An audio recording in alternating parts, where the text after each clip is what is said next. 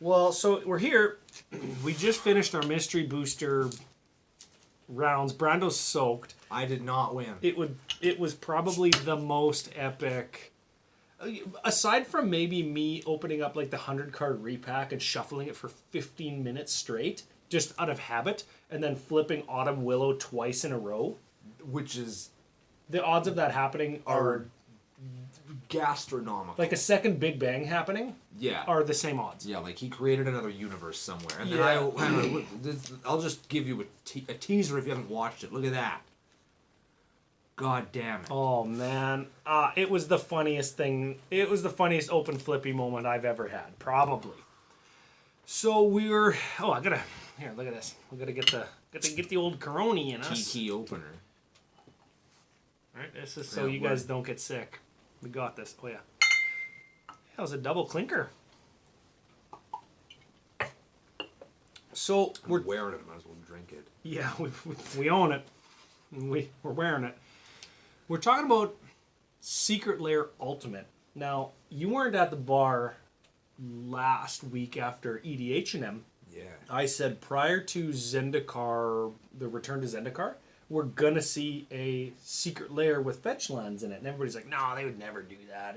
It's too much money. They'd never do it. And they're not doing it for Pioneer or for Standard, so why are they doing it? And I said, mark my words, it's gonna be there. And in my like curmudgeonly fashion, which I try to just kind of keep to myself / with close company, I've been saying for a long time that they're going to do fetch lands, but they're going to do it in Secret Lair, and they're going to premium that shit. And here's the thing, like, you can't expect Secret Lair fetch land or fetch land product in general to not have a premium. Like, where are they going to put it? They're going to put it in the Masters Edition boosters, which are $10 boosters. The Commander boosters this year. Yep. Or they're going to put it in some ancillary product that does have a premium, like a From the Vault or like a Secret Lair, which are just From the Vaults but smaller. Yep. And whenever they want to do them. Yeah. Which is every day. I'm still goddamn waiting on my Stargazer one. By the by. Oh, yeah? Yeah. There's been 2 Secret Lairs released. Some of them have already arrived at the people who have bought them's fucking house. Mine hasn't shipped yet. I bought it by accident, and they won't give me a refund on it. Oh, yeah? Yeah. So You're still waiting.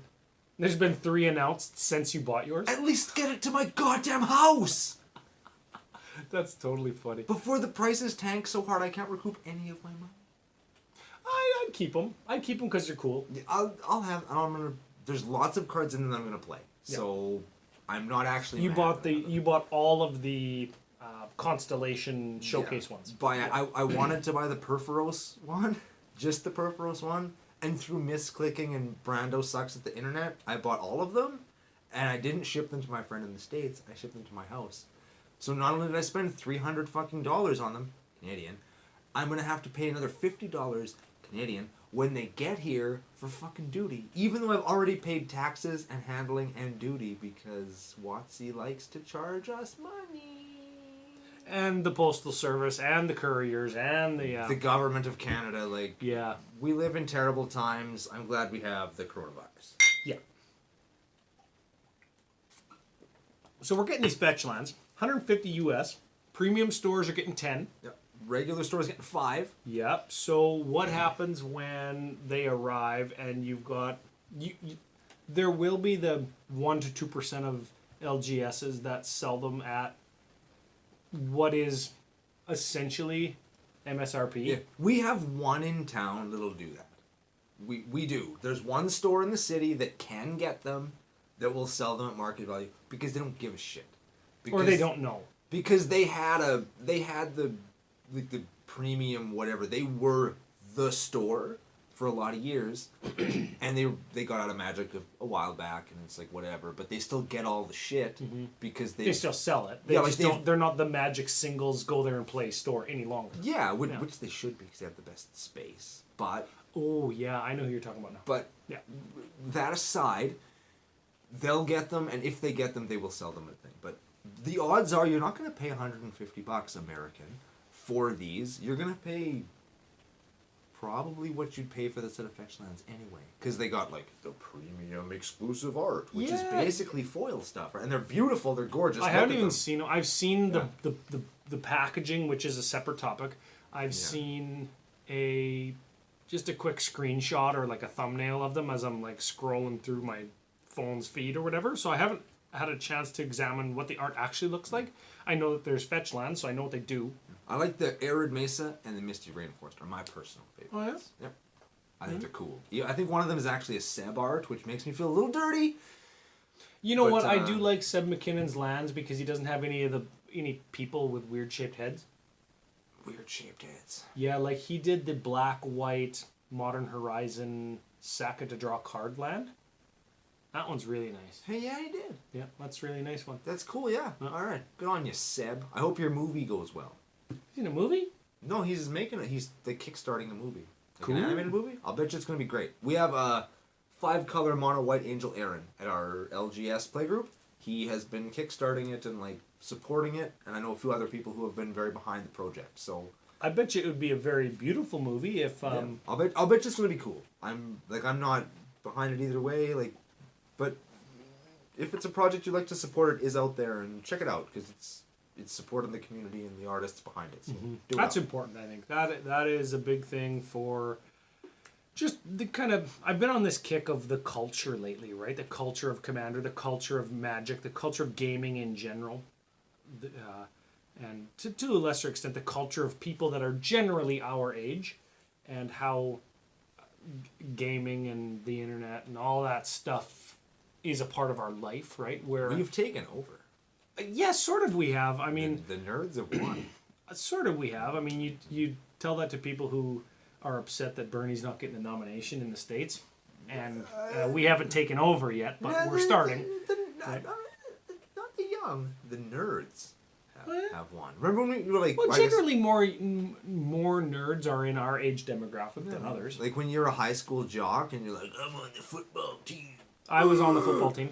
I was on the football team too. Oh. I played safety. What about you? I was a cornerback. There we go. I was the fastest guy in my school. I was the one that wasn't afraid to like... That sounded conceited. Sorry. Like I was the one who was not afraid to just jump into somebody's legs. And our coach was a dirtbag. But that's why I got the position right. Anyway, the point is, the jocks aren't the cool ones anymore. It's the fucking nerds. Right? Because... Despite what the nerds tell you, because they all have... complexes or... Well, yeah, but at the end of the day, nerds, and you know who you are, you've won. Revel in it, okay? The world is ours now. We're fucking cool. We're cool. That is real life. You know what? And we've touched on this on CCO in the past, where like last month or a few weeks ago, I went to that alumni reunion thing for my university track team, and it was like... everybody was super interested in what I did because it's so atypical. Yeah. Olympic athletes and all these like huge, successful, great people were interested in what I do because it's very atypical. And while it's just a part of my everyday life, because content creation and magic and altering and dealing with expensive pieces of cardboard is my life, that isn't what is normal traditionally for people who are raised in like middle to upper middle class and people that are the age of 25-year alumni. That's not normal for them. So when I tell them, I do podcasting and art and painting and internet, social media, content creation for a living, it's like, oh, that's actually super interesting. Yeah, it's like saying you're a musician or an abstract painter. Yeah, you know what's funny is like lots of times it's like, oh yeah, I'm in a band. Super cool when you're in grade 12. Not so cool when you're like 35, right? Unless you're like fucking Nickelback or Metallica or something. Yeah, those are just the bands that came to mind. He just used Nickelback and Metallica. Oh shit! You know what I mean? They play for sold-out concerts of 100,000 people. Yeah, and then except only one of them got hit in the head with a battery, more than once. And you guys can pick which one that is. Oh man, the group that has a song called Battery, or the artist that I would actually throw something at. You can also pick. You're on YouTube right now. You can look. Yeah, that's it. It's super funny. Honestly, like it's. Do you remember the one Kid Rock music video where he's singing on stage and it shows him getting hit in the face with a shoe?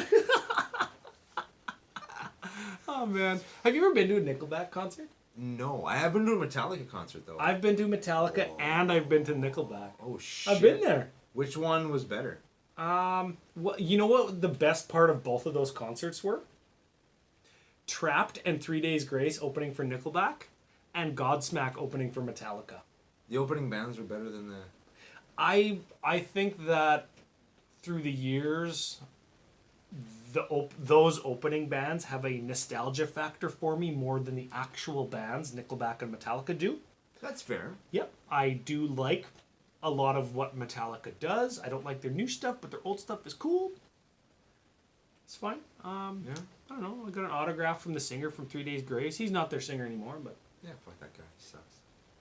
I met him too when he was on campus one day. oh yeah. Yeah, I met him at university. He wasn't going to school with me, but he was on campus just like roaming around. And he had like his handlers and stuff. And I was like, who's His this? handlers. Yeah, he's on a leash. Who's this fucking guy? And it's like, oh, that's the singer for 3 Days Grace. I'm like, why does he have bodyguards?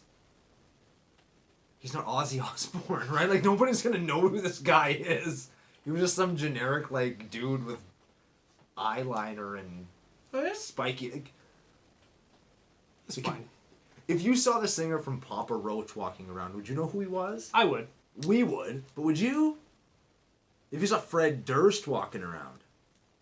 We're just dating ourselves so hard. Yeah, I would eh? definitely Like, know who that is. Yeah, like everybody, because You know what? The demographic of people who watches YouTube, because I've looked, would definitely know who Fred Durst is. Except for Joe. Oh yeah, F that guy. F you, Joe. I can't believe that's a real story.